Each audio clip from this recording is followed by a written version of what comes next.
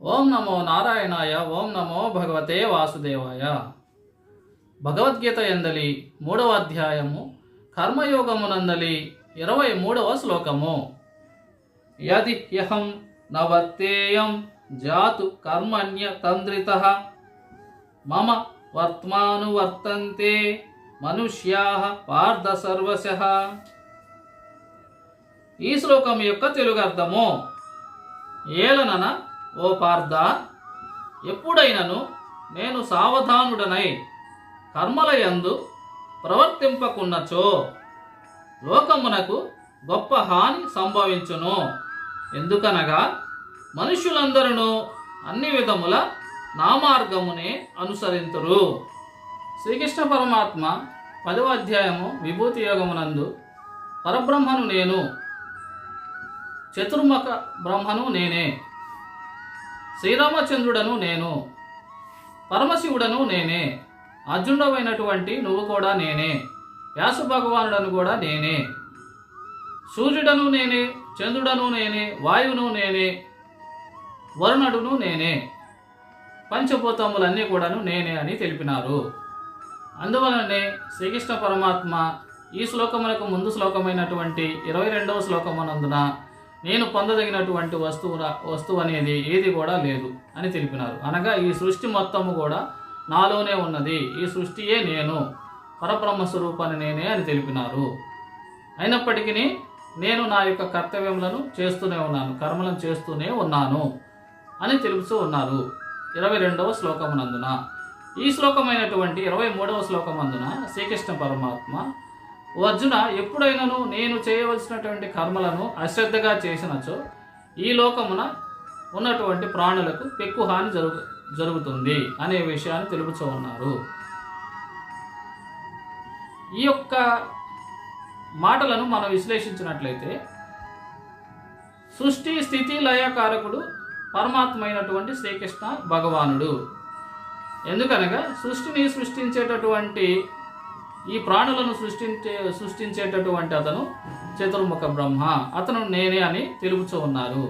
అలాగే స్థితి అనగా పుట్టినటువంటి సృష్టించబడినటువంటి ప్రాణులను పోషించేటటువంటి బాధ్యత విష్ణుమూర్తిది, శ్రీ మహావిష్ణువుది. ఆ శ్రీ మహావిష్ణువును కూడా నేనే అని తెలుపుతూ ఉన్నారు. అలాగే లయమునర్చేటటువంటిది, ప్రాణులు మరణించేటటువంటి సమయం ఆసనమైనప్పుడు అవి మరణించే విధంగా చేసేటటువంటిది కూడాను పరమశివుడు. ఆ పరమశివుడును కూడా నేనే అని తెలుపుతూ ఉన్నారు.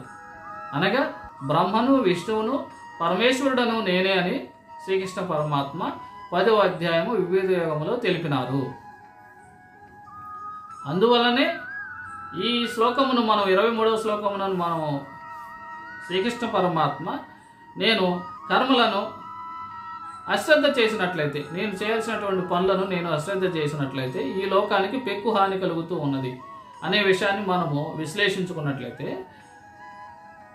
పూర్వజన్మ కర్మ ఫలితముగా సకల ప్రాణులను సృష్టించవలసినది శ్రీకృష్ణ పరమాత్మే. ఆ విధంగా ఆ కర్మ ఫలితం ప్రకారంగా అతను అశ్రద్ధ వహించినట్లయితే ఈ జన్మలో పూర్వజన్మ కర్మ ఫలితముల యొక్క ఆధారముగా ఈ జన్మలో ప్రాణులు సృష్టించబడలేవు. అలాగే సృష్టించబడినటువంటి ప్రాణులన్నీ కూడాను జీవించాలనగా వర్షము కావాలి, అగ్ని కావాలి, సూర్యుడు కావాలి, చంద్రుడు కావాలి, భూమి కావాలి, జలము కావాలి, ఇవన్నీ కూడా కావాలి. ఈ పంచభూతములన్నీ కూడాను, వాయువు కావాలి, ఇవన్నీ కూడాను శ్రీకృష్ణ పరమాత్మయే, నేనే అని అతను తెలిపినాడు. కాబట్టి వీటిలో ఏది లేకపోయినా ఈ సృష్టించబడినటువంటి ప్రాణులన్నీ కూడా బ్రతకలేవు. అతను వాయువును సరిగా ప్రసరింపలేకపోయినచో, జలము ఇవ్వలేకున్నను, అలాగే వర్షము కురిపించకున్నను, సూర్యరశ్మి ద్వారా వేడిని ఇవ్వకున్నను ప్రాణులు ఏవి కూడా బ్రతకలేవు. అనగా అతను కొద్దిపాటి కర్మను, తను చేసేటువంటి కర్తవ్య కర్మను కొద్దిపాటి అశ్రద్ధతో చేసినను ప్రాణులన్నీ కూడా బ్రతకలేవు. అలాగే మరణించేటప్పుడు ఈ ప్రాణుల యొక్క పూర్వజన్మ సుకృత ఫలితముగా వాటి యొక్క మరణకాలం ఆసనమైనప్పుడు పరమశివుడైనటువంటి శ్రీకృష్ణ పరమాత్మే ఆ ప్రాణులకు మరణాన్ని అనగా ఆ ఆత్మకును ఆ శరీరం నుంచి బయటికి తీసేటటువంటి పనిని కూడాను అతనే చేస్తాడు. అటువంటి పనిలో కూడాను అతను అశ్రద్ధ వహించినట్లయితే మరణించేటటువంటి కాలానికి ఆ జీవి మరణించదు. ముందుగా మరణించవచ్చును, తర్వాత మరణించవచ్చును. అలాంటి అనర్థాలు కూడా జరుగుతాయి. కాబట్టి వీటన్నింటినీ మనము ఈ విధంగా అర్థం చేసుకునవచ్చును. శ్రీకృష్ణ పరమాత్మే సర్వం కాబట్టి, కర్మఫలదాత అతనే కాబట్టి, అతను ఏమాత్రం అశ్రద్ధ చేసినా ఈ లోకానికి పెక్కు హాని కలుగుతుంది. ఏ ప్రాణి కూడా బ్రతకలేదు, సంతోషంగా బ్రతకలేదు. అలాగే ధర్మపరులు మోక్షాన్ని కోరుకునేటటువంటి వారు మోక్షాన్ని పొందలేరు. అధర్మపరులు పెరిగిపోయినప్పుడు ఆ అధర్మపరులను శిక్ష అనేది వారి యొక్క కర్మల ద్వారా శిక్ష అనేది జరగకపోతే అక్కడ న్యాయం జరిగినట్లు కాదు. ఈ విషయాలనే శ్రీకృష్ణ పరమాత్మ ఈ శ్లోకమునందు నాకు ఎటువంటి కర్తవ్యము లేదు, చేయాల్సిన అవసరం లేదు, ఎందుకనగా ఈ సృష్టిని సృష్టించింది నేనే. అయినప్పటికీ నేను కర్తవ్యాలని నా పనులను నేను చేస్తూనే ఉన్నాను బాధ్యతగా. ఏమాత్రం నేను నా బాధ్యతను మరచి, నా కర్తవ్యాన్ని మరచి కొద్దిపాటి అలసత్వం, అశ్రద్ధ వహించినా కూడా చాలా హాని కలుగుతుంది అని తెలిపినారు. మరలా ఈ శ్లోకము ద్వారా ఎందుకనగా ఈ లోకంలో ఉన్న మనుషులందరూ కూడాను నా మార్గముని అనుసరిస్తారు అని తెలుపుతూ ఉన్నారు. ఏ మనిషి అయినను జ్ఞాని యొక్క మార్గాన్ని అనుసరిస్తూ ఉంటారు. సర్వజ్ఞాని ఆ శ్రీకృష్ణ పరమాత్మ, అతని యొక్క మార్గాన్ని ప్రజలందరూ అనుసరిస్తూ ఉంటారు. సర్వజ్ఞానం కలిగినటువంటి ఆ పరమాత్మే తన యొక్క పనిలో అలసత్వాన్ని ప్రదర్శించినట్లయితే కొద్దిపాటి జ్ఞానం కలిగినటువంటి సామాన్య మానవులము మన పరిస్థితి ఏమిటి, మనం ఏ మార్గాన్ని నడుచుకోవాలి అనే విషయాన్ని అందరూ కూడాను ఈ లోకంలో ఉన్న మనుషులందరూ కూడా నా మార్గాన్ని అనుసరిస్తారు. నేనే అలసత్వాన్ని ప్రదర్శిస్తే కొద్దిపాటి నేను చేసేటటువంటి కర్మని కొద్దిపాటి అలసత్వంతో చేసినా కూడాను నన్నే అనుసరించేటటువంటి ప్రజలు సన్మార్గంలో నడవలేరు, వారు పతనం అవుతారు అనే విషయాన్ని ఈ శ్లోకం ద్వారా శ్రీకృష్ణ పరమాత్మ తెలుపుతున్నారు. భగవద్గీత యందలి 3వ అధ్యాయము కర్మయోగమునందలి 24వ శ్లోకము.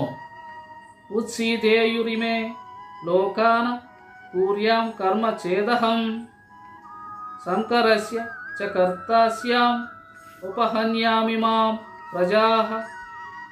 ఈ శ్లోకం యొక్క తెలుగర్థము: నేను కర్మలను ఆచరించుట మానినచో ఈ లోకములన్నీయును నశించును, అంతేకాదు లోకములందు అల్లకొల్లోలములు చెలరేగును, ప్రజా నష్టము వాటిల్లును, అప్పుడు అందులకు నేనే కారకుడను అయ్యదను. ఈ శ్లోకం నందు శ్రీకృష్ణ పరమాత్మ ఇంతకుముందు మనం 22వ శ్లోకము నందు చెప్పుకునే విధముగానే తెలుపుతూ ఉన్నారు. నేను ఏమాత్రం అలసత్వాన్ని ప్రదర్శించినను ఈ లోకానికి పెక్కు హాని కలుగుతుంది, ప్రజా నష్టం కలుగుతుంది.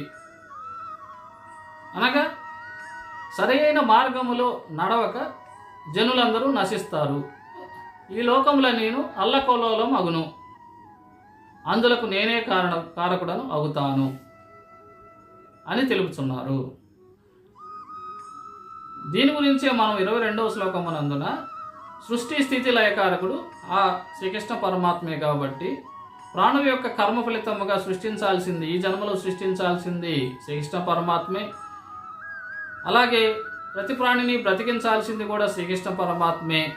అలాగే మరణాన్ని ఇచ్చేది కూడా అతనే కాబట్టి అతను చేసేటటువంటి కర్మలలో ఏమాత్రం అలసత్వం కలిగినను లోకాలు నశిస్తాయి. అలాగే ప్రజల యొక్క జీవన విధానం సరిగా ఉండదు, అందువలన ప్రజలకు నష్టం వాటిల్లుతుంది. వీటన్నిటికీ కూడా కారణాన్ని నేనే అవుతాను అనే విషయాన్ని శ్రీకృష్ణ పరమాత్మ తెలుపుతూ ఉన్నారు. ఓం నమో నారాయణాయ, ఓం నమో భగవతే వాసుదేవాయ.